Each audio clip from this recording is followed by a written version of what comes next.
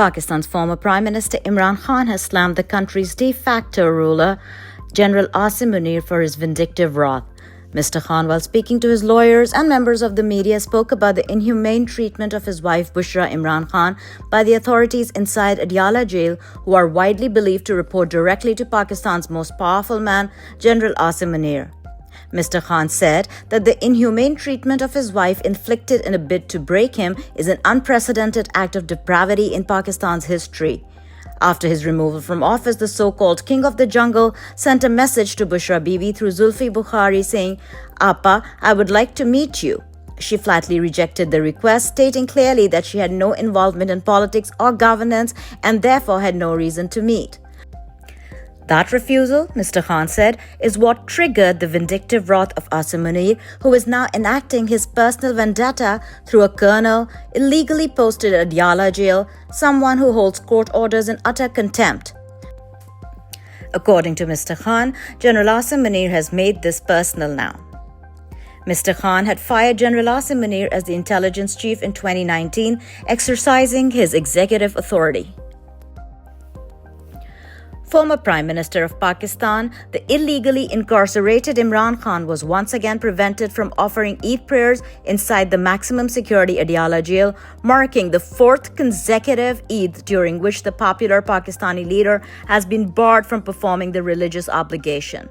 Jail authorities widely reported to be acting on the instructions of a serving colonel of the Pakistan Army refused to allow Mr. Khan to attend the congregational prayer, even as other prisoners were permitted to do so.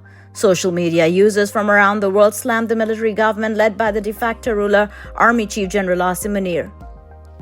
Netizens compared this refusal to actions by the Israeli forces denying Palestinians their religious rights in the occupied territories. Mr. Khan has now been held for 672 days and has not been seen in public since he was taken into custody. 59 members of the U.S. House of Representatives have written a letter to President Donald Trump about democratic backsliding and human rights violations in Pakistan.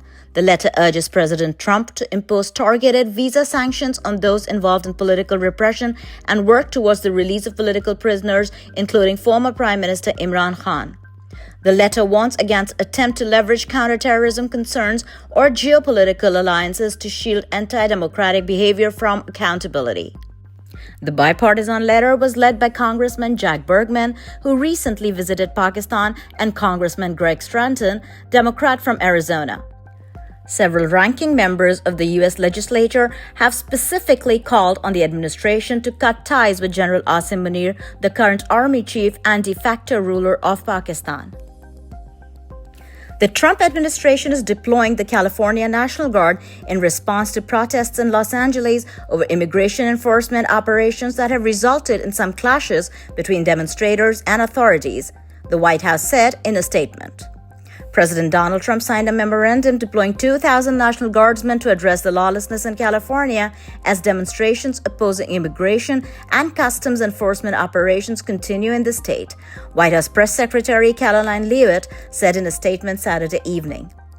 Earlier Saturday, California Governor Gavin Newsom said that the federal government was making to take over the California National Guard, calling the move purposefully inflammatory and saying it will only escalate tensions. The protest Saturday was centered in the city of Paramount in Los Angeles County, following reports of an immigration raid occurring at the location.